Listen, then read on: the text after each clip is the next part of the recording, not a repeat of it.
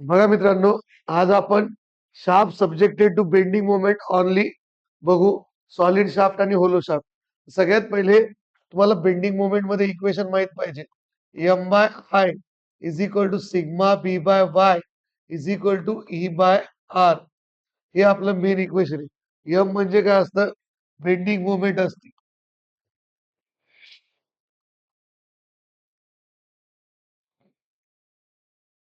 In newton M M. I म्हणजे काय असतं? Moment of inertia. Moment of inertia. Inertia in M M raise to power 4. नंतर sigma B म्हणजे bending stress. Bending stress असते newton per M M square. Bending stress काय असते? Newton per M M square. नंतर Y extreme layer. Extreme layer from top और bottom to neutral axis. Neutral axis. नंतर is equal to Young's modulus. Young's modulus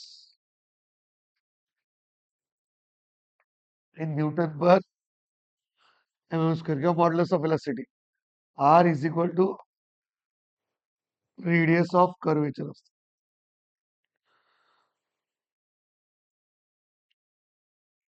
तर बघा मित्रांनो, आपल्याला काय करायचं सॉलिड शाफ्टसाठी?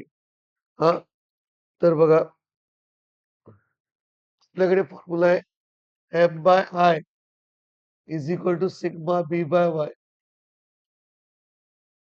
तर आपल्याला बेंडिंग मोमेंट काढायचं. बेंडिंग स्ट्रेस मध्ये कसा तुटतो तो काढायचा. तर बेंडिंग मोमेंट मध्ये तर एम तसंच राहू द्यायचं. I into sigma B by Y. तुम्हाला माहिती आहे मित्रांनो, आय किती असतं? Pi by 64 D raise to power 4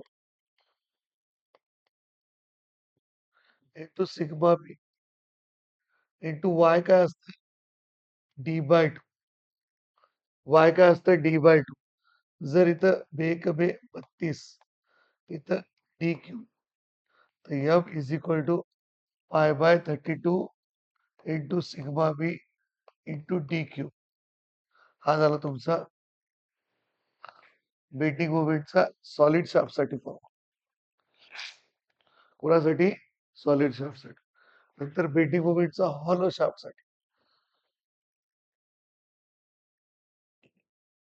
hollow शाफ्टसाठी हे डी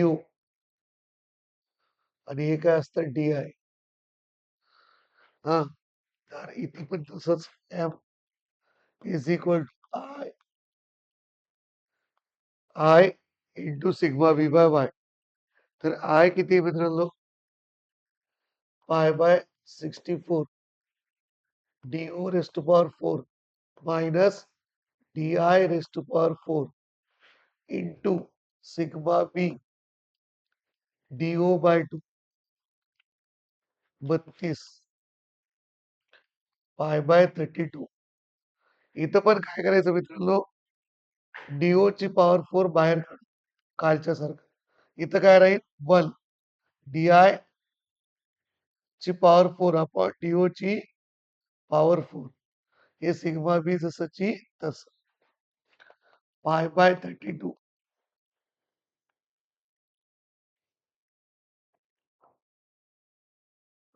हे डीओ राहिला खालचं.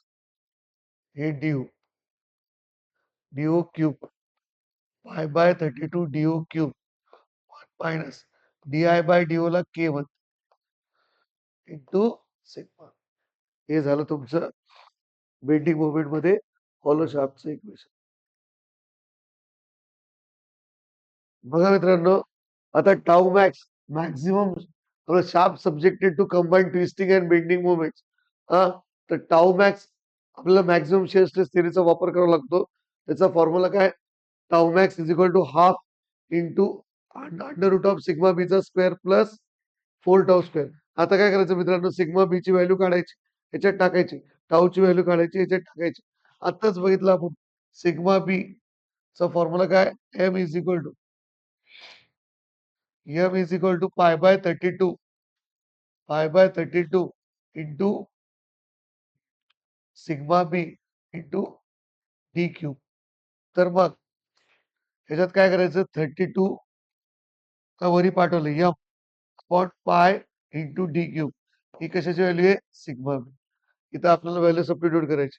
नंतर काल बघितलं मित्रांनो आपण, T is equal to pi by 16 into tau into D cube असतं. तर इथं 16t upon pi into D cube, ह्याला खाली फेकायचं, ह्याला खाली फेकायचं, इज इक्वल टू टाऊ. टाऊची व्हॅल्यू काढायची आणि सिग्मा बी ची काढायची, याच्यात टाकायची. Tau max is equal to half under root of sigma B ची व्हॅल्यू किती आहे मित्रांनो, 32m upon pi D cube हा चा स्क्वेअर प्लस 4 टाऊची व्हॅल्यू किती आहे, 16t पाय डी क्यूबचा स्क्वेअर. आलं लक्षात. आता काय करायचंय आपल्याला, फॉर्म्युला तयार करायचा आहे. इक्विव्हॅलेंट टॉर्कचा फॉर्म्युला तयार करायचा आहे. T E is equal to under root of M square plus T square तयार करायचंय. त्यासाठी काय करायचं मित्रांनो, बघा मित्रांनो, आपल्याला काय करायचं इथं, इथं आपल्याला असा फॉर्म्युला तयार करायचा आहे. Equivalent torque is equal to under root of M square plus T square आलं पाहिजे. M square plus T square आलं पाहिजे. मग त्यासाठी काय करायचं, नीट लक्ष द्या. Tau max is equal to half of under root of, बघा 32 ला आपण 16 इंटू 2 लिहू शकतो. 16 इंटू 2 तुमच्या समजण्यासाठी लिहिलो मी. पाय डी क्यूब का लिहिलो त्याचं सांगतो. नंतर इकडे बघा मित्रांनो, हे 4 ह्याच्याबरोबरच मल्टिप्लाय. जर ह्या 4 ला आपण ह्याच्या आतमध्ये टाकलं तर ते किती होईल, 2 होईल. 2 किती होईल, 2. 16 इंटू 2 तुम्हाला पुस्तकापेक्षा चांगलं समजलं पाहिजे, याच्यासाठी व्यवस्थित सांगतोय. आता बघा, एवढं कळालं. तर आता काय करायचं, इथं एम राहिलं आणि इथं टी राहिलं.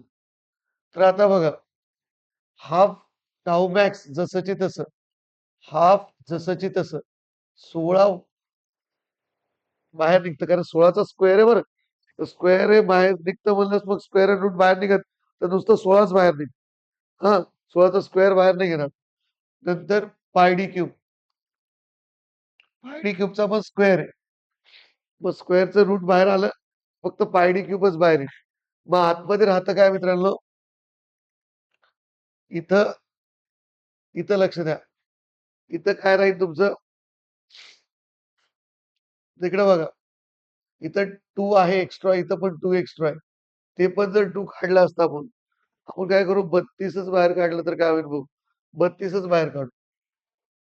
काय काढू, डायरेक्ट 32, म्हणजे अजून सोपं जाईल.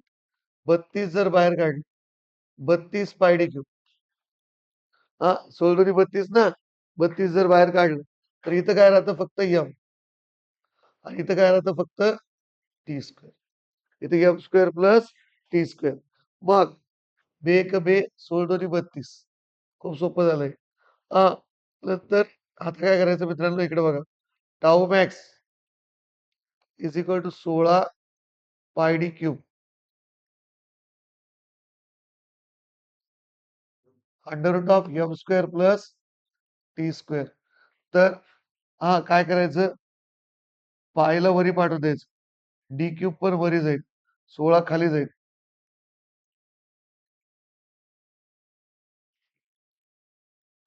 1/16 into D cube is equal to under root of M square plus T square. हा आणि ह्याची व्हॅल्यू असती, तुम्हाला माहिती आहे, M square plus T square equivalent torque कशी तुम्हाला माहिती आहे मित्रांनो, T is equal to pi by 16 into tau D cube असतं ना, तसंच इथं T is equal to pi by 16 1/16 जागी π/16 लिहू शकता तुम्ही. हां, π/16 वाटलंच तर इथं पाय असंही सोपं जाण्यासाठी तुम्हाला पाय हे 16 हे टाऊ मॅक्स आणि डी-क्यूब. ह्याची व्हॅल्यू असते तुम्हाला माहिती आहे T is equal to π/16 tau D cube. तर मग मॅक्सिमम शिअर स्ट्रेस असली त्याची व्हॅल्यू किती असते? टीई. टीई म्हणजे equivalent torque. This is a formula of equivalent torque for solid shaft. M square plus T square. समजलं? काहीच नाही करायचं. पुन्हा एकदा सांगतो मित्रांनो, इथं काय करायचं? हे 4ला आतमध्ये घ्या. सरळ-सरळ. 4ला आतमध्ये घ्या, म्हणजे ते 2 होईल. मग 32 घ्या, मग आपण पाय डी क्यूब बाहेर काढायचं. आलं लक्षात? मग M square plus T square. आता इथं तुम्हाला काऊन काढायचं ते कळायसाठी फॉर्म्युलाच पाठ असतो हा. आणि प्रॉब्लेम झाल्यावर हा फॉर्म्युला पाठच राहणार. आलं लक्षात? मग 2 16 इकडे टाकलं, झालं सिंपल इक्वेशन. आलं लक्षात? हे जर डिझाइन आलं, तर तुम्हाला असं येऊ शकतं.